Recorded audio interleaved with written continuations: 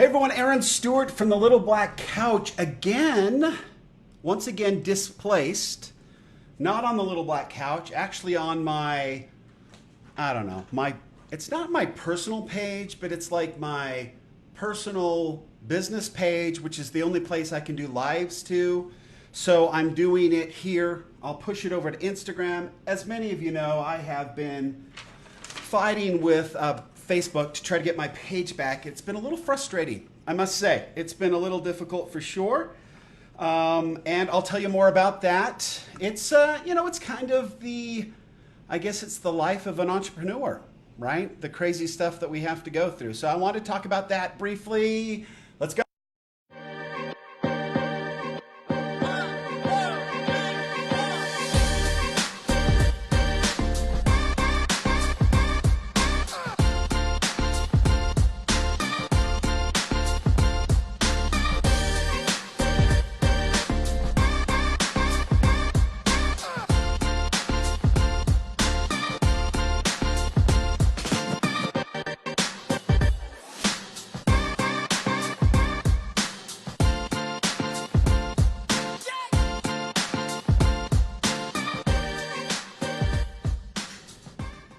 Welcome back, little jazzy start, love it. So yeah, I got an email back for all of those that are following this nightmare that has become, Facebook ripoff 2019 for the Little Black Couch. Fortunately for me, they just took the page. They didn't take my little buddy, right? Buddy, the Little Black Couch, he's right there. He's still here. Yeah, I don't know what to do. And I've been thinking long and hard about the show today, and he's seen me do this. But there's a lot going on. Thanks, buddy. Appreciate it, bud. There's a lot going on in life right now as I'm trying to get the Little Black Couch Facebook page back. So they got back to me and said that I left a statement off my letter. So I had to have another statement left. So I did, let's see, I put this statement, okay? Everything I have provided is true and accurate. The Little Black Couch page was created by me, and I am the only admin the page has ever had. It is still connected to the Instagram account of the same name. I've been posting that account while I've been locked out of the Little Black Couch Facebook page. And then then I had it all signed and notarized, right? But I left off the following statement. This is apparently blown the whole thing up. So I had to do this. This is my second time. Where's the first one? I don't know. I've been doing a lot of work for one of my clients, Union Pacific. Doing a lot of reorganizational stuff with them today. So my desk's a little messier than, well, I'm going to say than I want. But I really don't pay much attention to messy desks. It doesn't bother me one way or the other. My wife will walk in the next few minutes. We're going to dinner together. And she's going to throw a fit. But anyway, this is my second one. So I had to add this. I declare under penalty of perjury. Ooh. That the statement I have provided is true and accurate.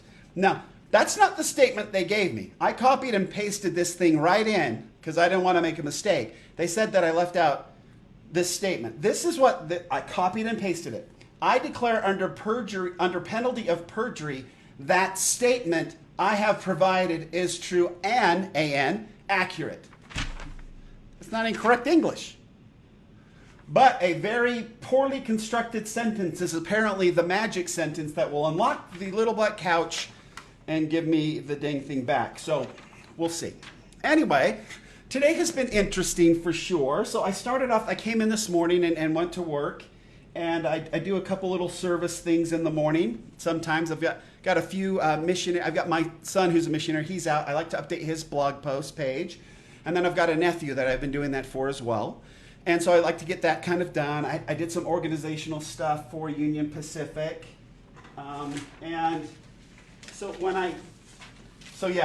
in our software, we changed the organization. So it's there.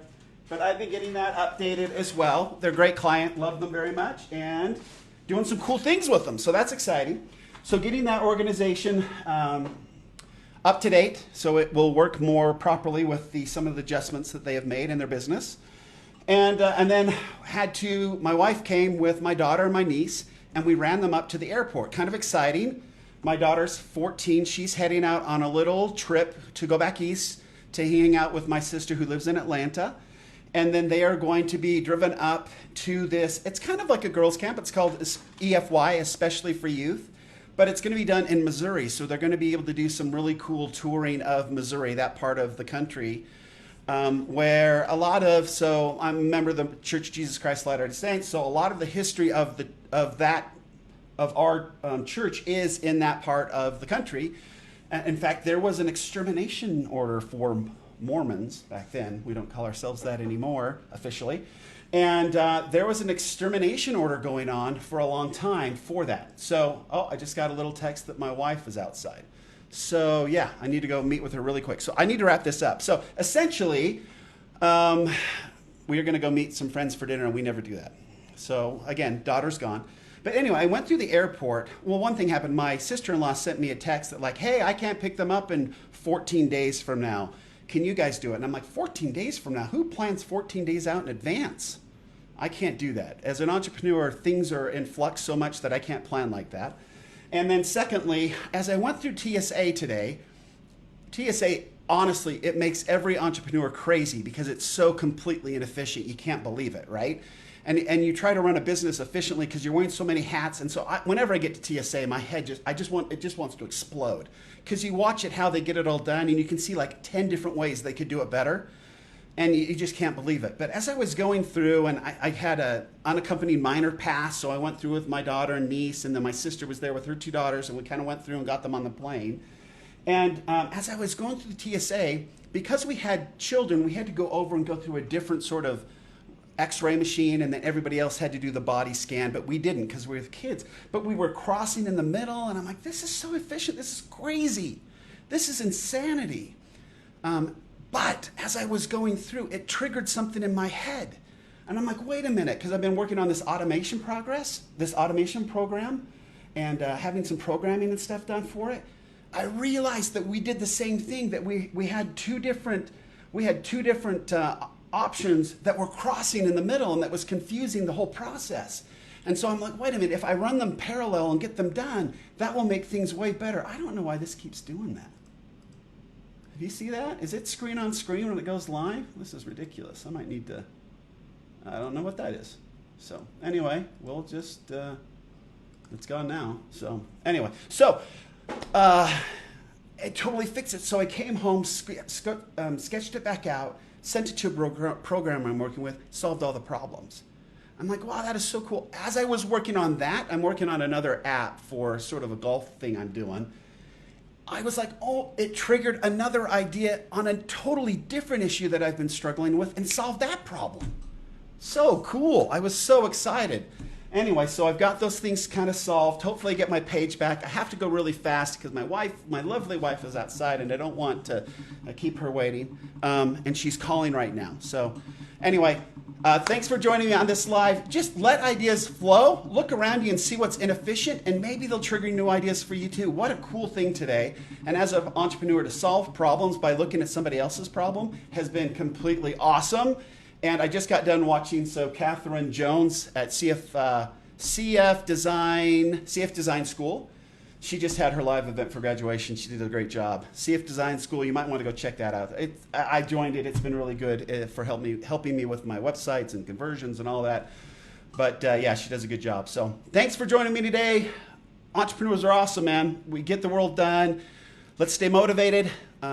Think about your challenges and look around at things that are inefficient and try to come up with ideas that are more efficient and see if they don't get your mind going. So maybe you'll solve some of your own organizational issues where you can become more efficient as well. Thanks, guys. Till next time, Aaron Stewart from the Little Black Couch, out.